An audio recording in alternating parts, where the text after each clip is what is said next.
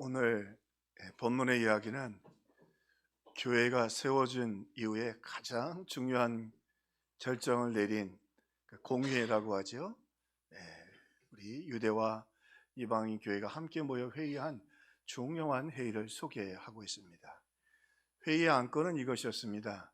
이방인들이 예수를 믿고 교회가 세워지고 하나님의 역사가 나타나자 그 유대 그리스도의 유대인들 중에서 예수를 믿는 친구들 속에는 우리가 예수를 믿고 구원받지만 율법도 하나님이 주셨으니까 율법도 지켜야 구원을 받지 않겠느냐. 그러니까 대표단들이 와서 이방인 교회가 세워지고 교회가 갈라디아 세워지고 고린도에 세워지면서 너희들 예수 믿고 구원받지만 율법도 지켜야 구원을 받는다. 두 가지를 다 해야 한다라고 와서 그들을 가르치게 된 것입니다. 자, 그러자 바울과 바나바는 말이 아니죠. 율법은 구원받은 게 감사해서 노력할 뿐이고 그것을 우리가 어떻게 지킬 수 있겠어요? 만약에 율법으로 구원받는다면 예수님의 십자가가 필요가 없게 되는 것이지요. 그래서 심한 다툼이 일어나게 되고 바울과 바나바가 결국 이 베드로와 제자들이 있는 예루살렘에게 회의를 요청해서 오늘 어떻게 구원받는지 구원의 문제에 대해서 분명한 결정을 내려달라고 회의를 요청하게 되었고 예루살렘 공의회가 첫 1회로 열리게 되었습니다. 혼란스러운 일이었고 위험한 일이었지만 그 가운데 성령께서 역사해 주셔서 오늘 오직 이 복음을 확정하는 데 있어서 아주 중요한 역사가 나타나게 됩니다. 자, 그러면서 이 중요한 결정을 하면서 이 성경 속에서 하나님은 성령이 어떻게 우리 가운데 역사하시는지, 우리가 어떻게 또 성령의 은혜 가운데 살아가야 하는지를 중요한 교훈으로 우리에게 말씀해 주고 계십니다.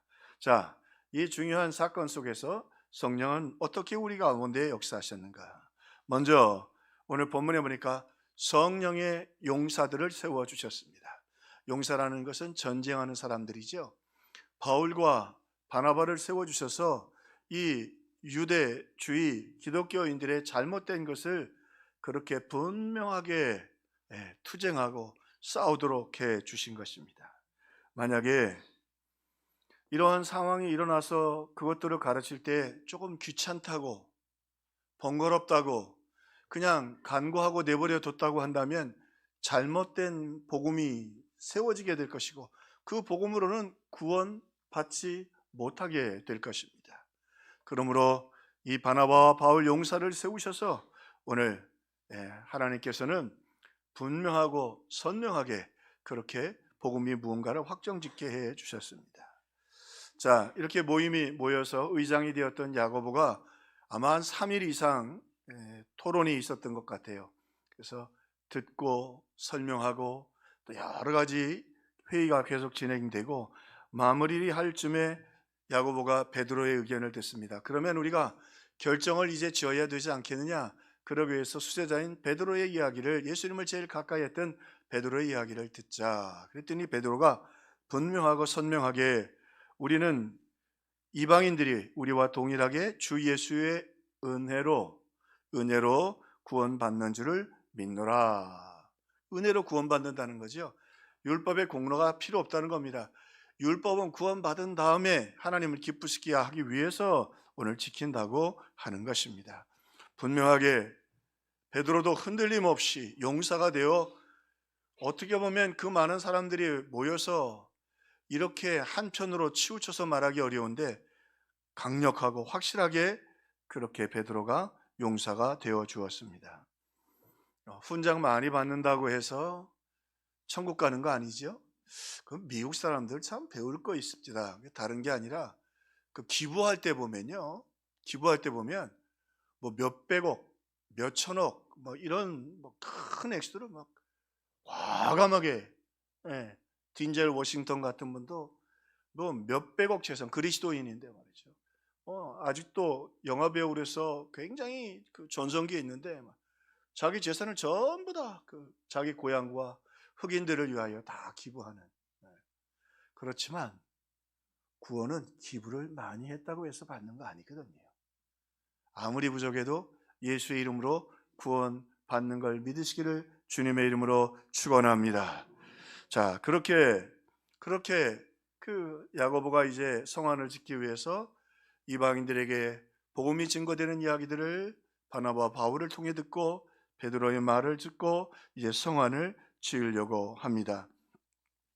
하나님은 이렇게 이 회의를 통해서 중요한 일을 결정하게 하셨죠. 제게는 가르침도 많이 받고 배움도 많이 받은 전 칼빈대 우리 총장 김건수 목사님께서 하루는 노예 모임이 있을 때 그러시더라고요. 김 목사, 예, 노예와 총회가 바로 서지 못하면 교회와 성도들이 시험 들어요. 그래서 우리가 노예를 위해서, 총회를 위해서 기도해야 된다. 참 중요하다. 지금도요, 가슴 아픈 일이냐, 오늘 이야기입니다. 미국의 대형 교회, 그 장로교회입니다.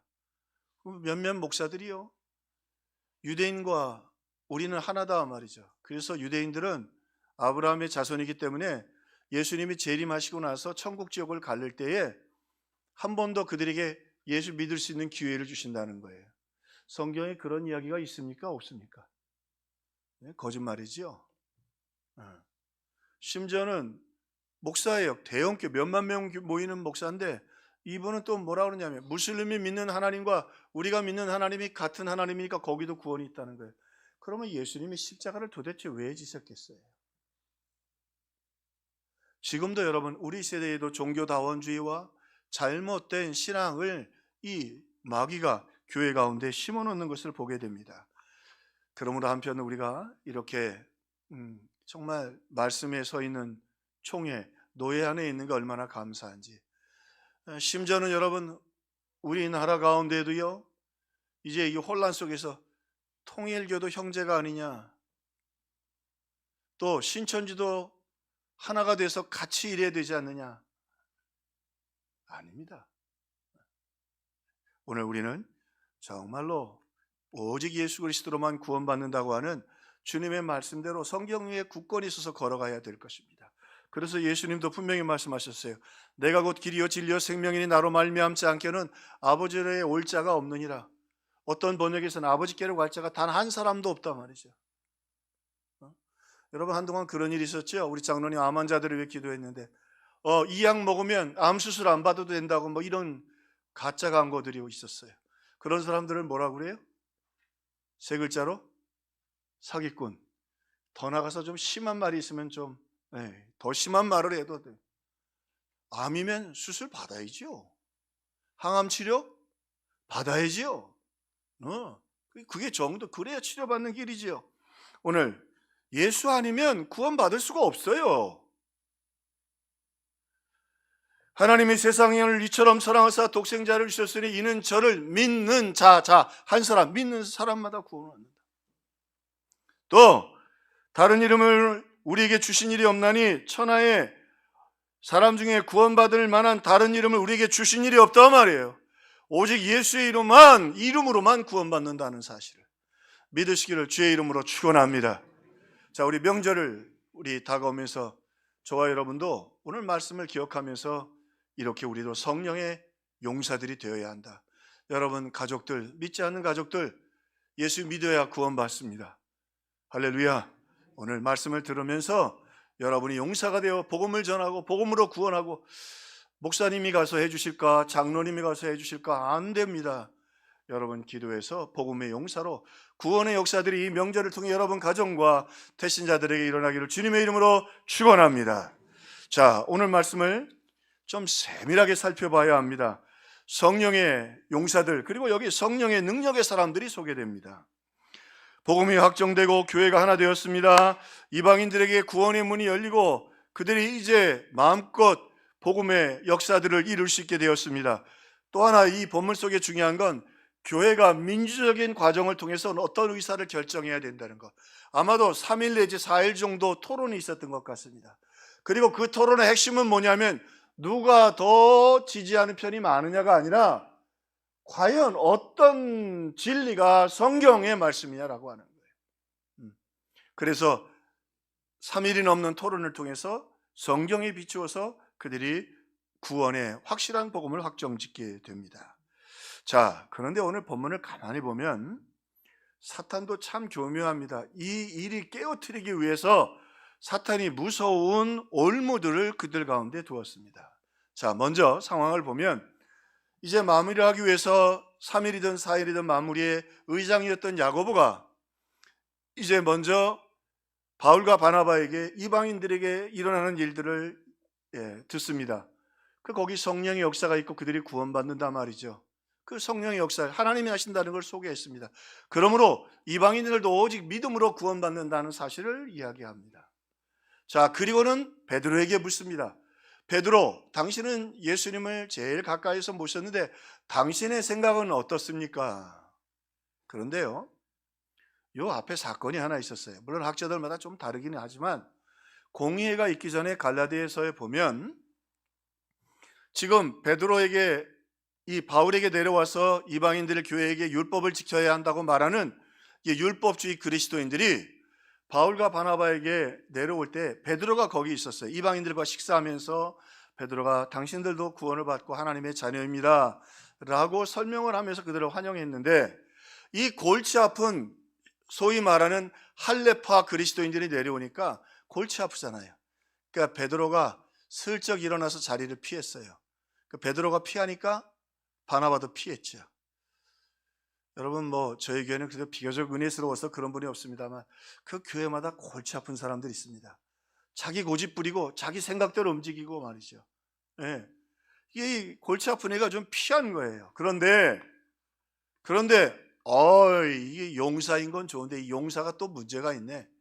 장점이 있으면 단점이 있죠.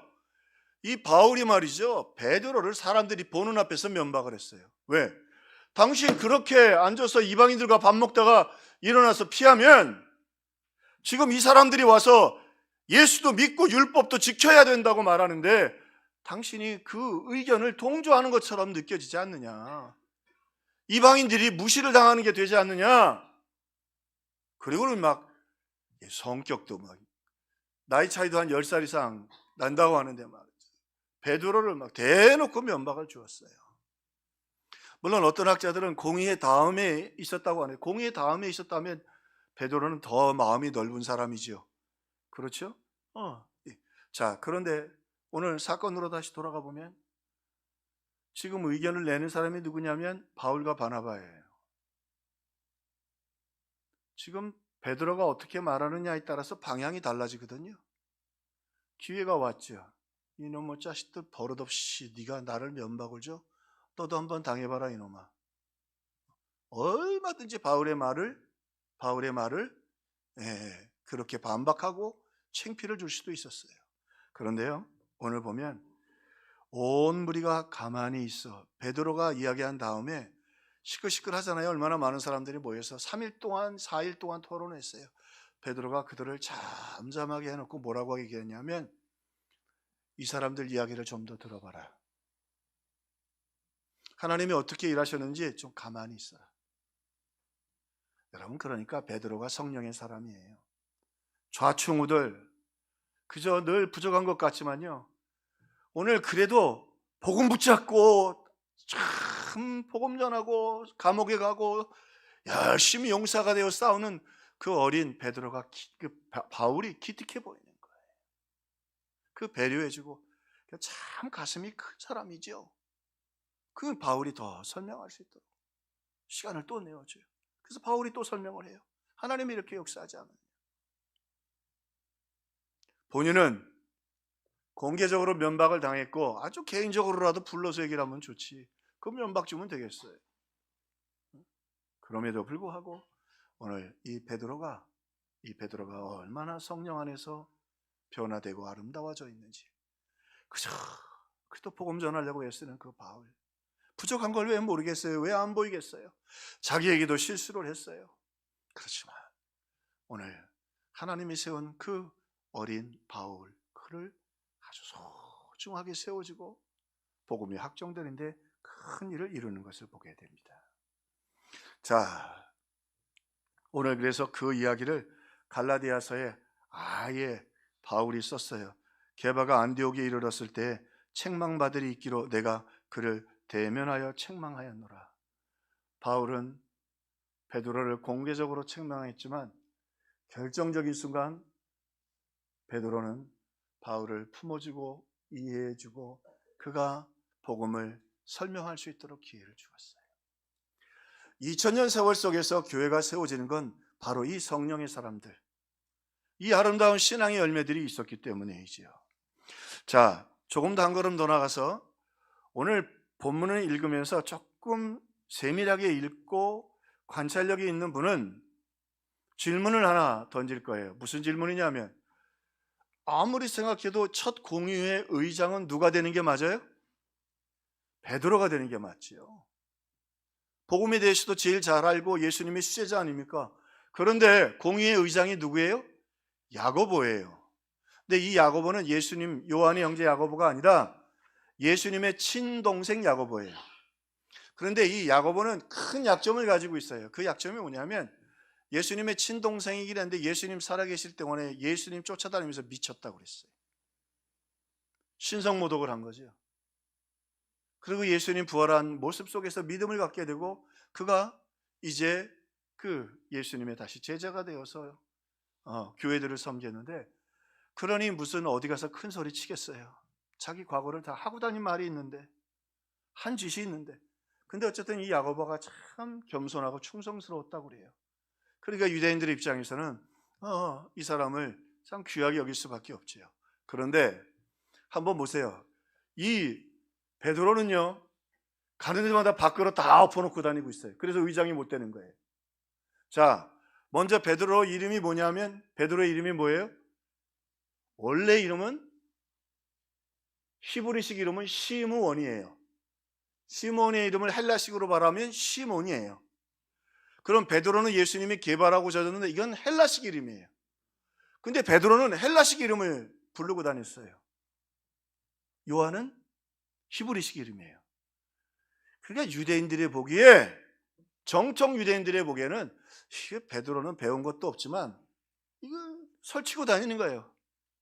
여러분, 제 이름이 주보에 김광석으로 나왔는데 제가 영어 이름을 주보로 썼다 그러면 우리 목사님이 한감 넘더니 좀 맛이 가셨나 그러지 않겠어요? 예? 예전에 좀 그런 분들 계셨어요. 지금도 어떤 분 주보에 보면 무슨 영어로 이렇게 쓰신 분들 계세요. 썩 정서에 좋지 않죠. 이름이 베드로예요. 자, 그뿐만이 아니라 베드로가 그의 인생에서 중대한 실수를 하는데 그게 뭐냐면 고넬료 사건이에요. 고넬료가 이방인이잖아요.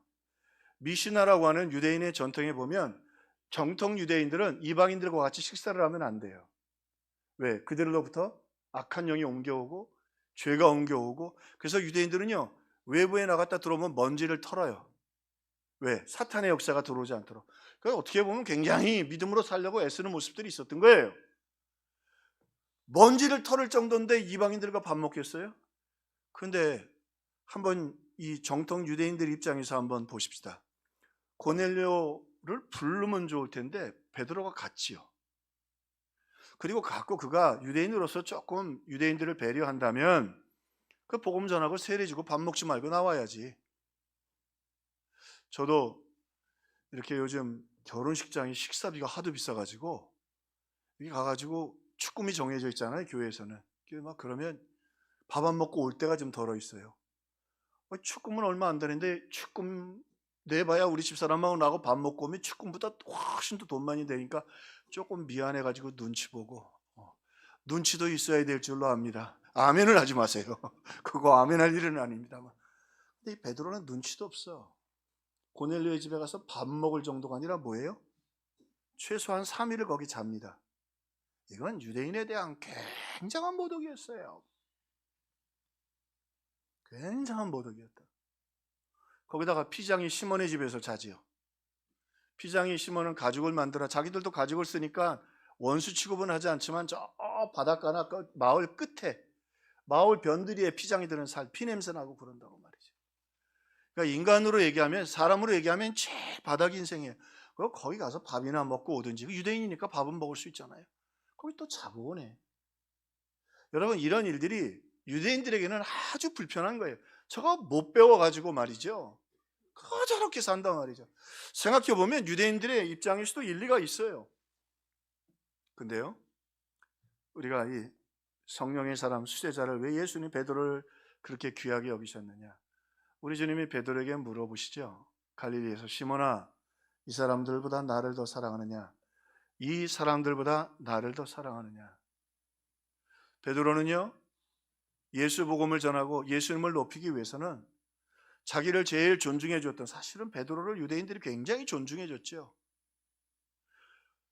베드로는 유대인의 사도이고 바울은 이방인의 사도예요. 엄밀히 얘기하면요, 이 베드로가 얼마나 답답하냐면 이방인들은 바울을 정말 소중히 여겼어요. 그런데 유대인들은 베드로를 소중하게 여기지 않았어요. 왜? 예수 이름 때문에. 예수 전하려고 고넬료 집에 가서 밥 같이 먹고 거기서 잤다고 말이죠. 피장의 시몬의 집에 가고, 그리고 이름도 베드로예요. 여러분, 이방 땅에 다니면서 전도하잖아요. 성경에 보면 야고보는 유대 땅을 별로 안 떠났어요. 베드로는 뭐 로마고 뭐고 어디고 다 돌아다니면서 복음 전하는 거예요. 이름이 게바야. 헬라식 이름이라고. 바울을 사울이라고 하죠. 헬라식 이름인 베드로였어요. 그러니까 유대인들이 보기에는 참, 죄송합니다, 꼴사 나왔던 일이에요.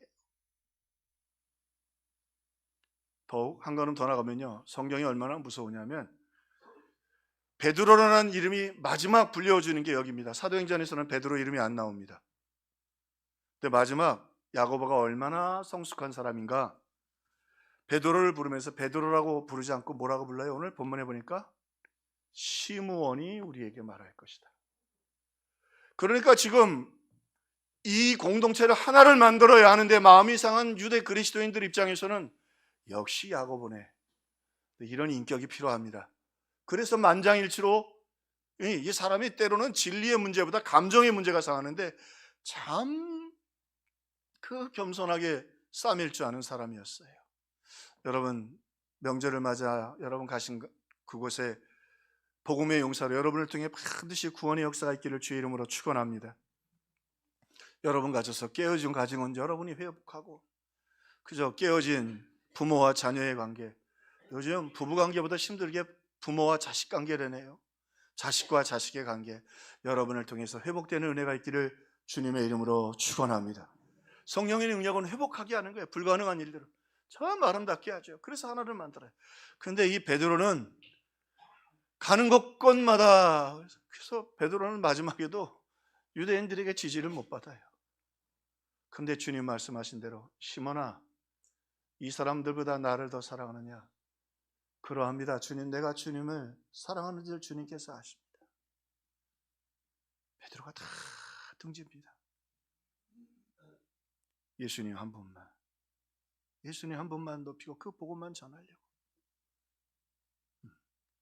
이방인 집에 사는 게 얼마나 자기도 불편했겠어요. 본인도 그게 불편하니까 그 갈라디아서 2장에 나올 때 사람들의 눈총이 무서워서 피했던 거예요. 근데 그 피한 게 또 후회가 되고, 그래서 또 여기서 오히려 기회를 주셔서 반격을 하고 책망할 수 있는 기회, 그래도 달아난 거지. 바울과 바나바가 예수 때문에, 복음 때문에 그렇게 사니까 그들이 참 귀한 거예요. 참 훌륭한 사람이에요. 이 사람 성령의 사람이에요. 야고보, 그래서 자기의 이름을 시몬으로 불렀지만 그의 마음을 아는 거예요. 어쨌든 교회를 하나 되게 만들기 위해서. 그리고 이제 베드로는 사도행전 역사의 그 놀라운 현장에서 떠나갑니다. 바울의 시대가 옵니다. 바울의 시대가 옵니다. 예수만 높아질 수 있다면, 예수만 높아질 수 있다면, 예수 이름 높이세, 능력의 그 이름, 예수 이름 높이세, 구원의 그 이름, 예수 이름을 부르는 자, 예수 이름만 부를 수 있다면. 참 베드로의 모습을 보면 어떻게 보면 초라해지죠. 마지막에도 어떻게 해요?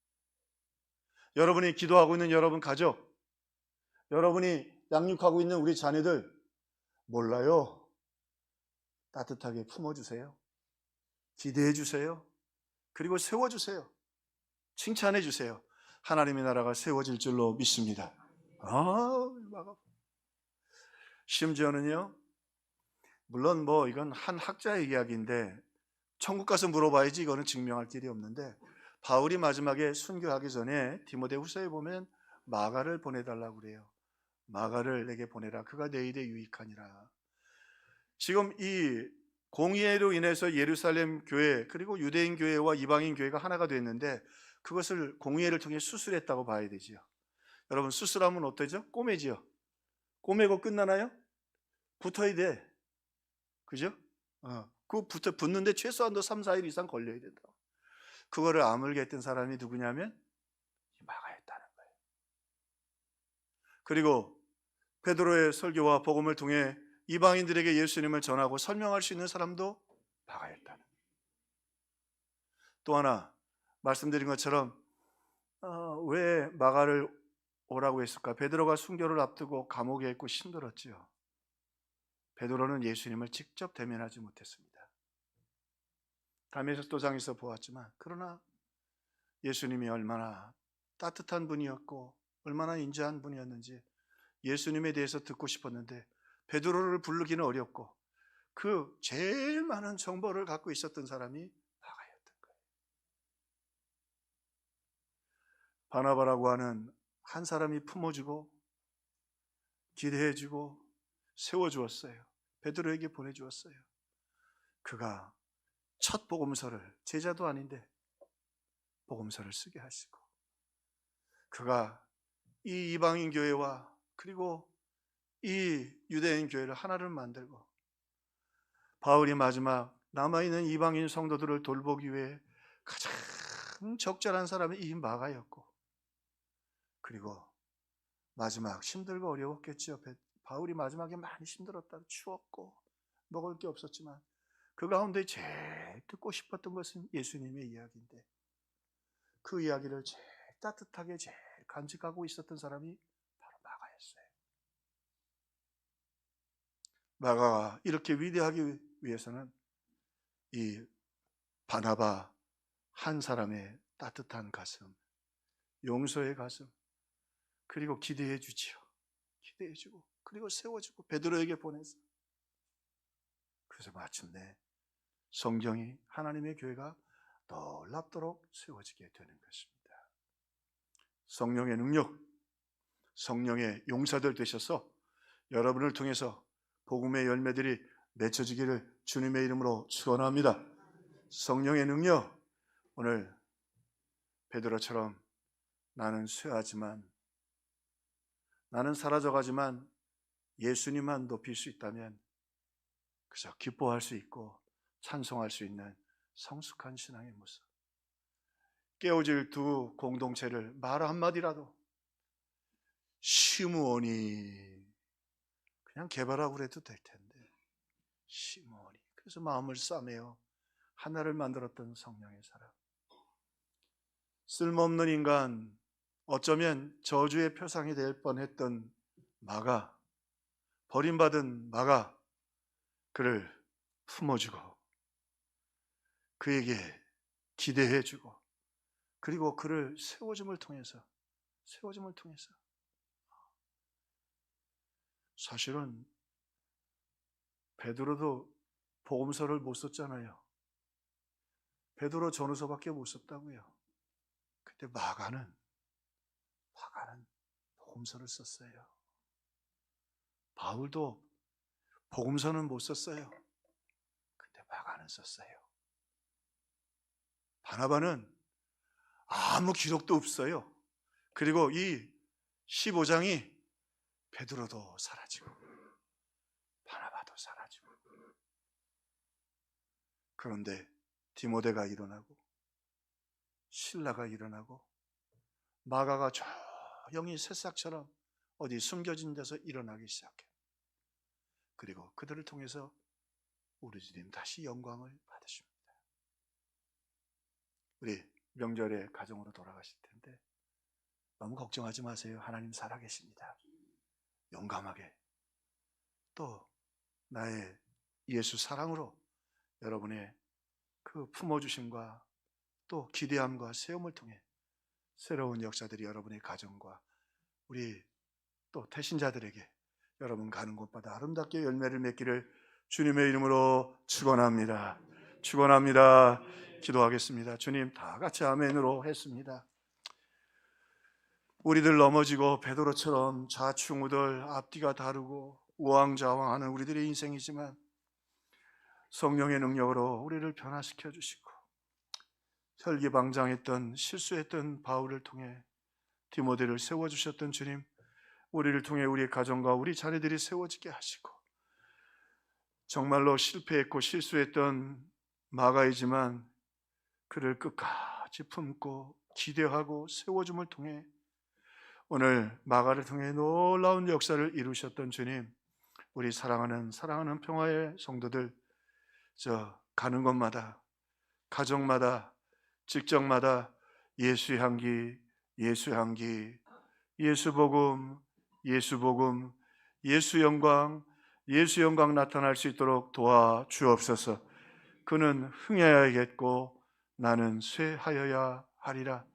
주님 영광 나타나는 기쁨으로 충만케 하옵소서. 예수님의 이름으로 기도하옵나이다. 아멘. 찬송 455장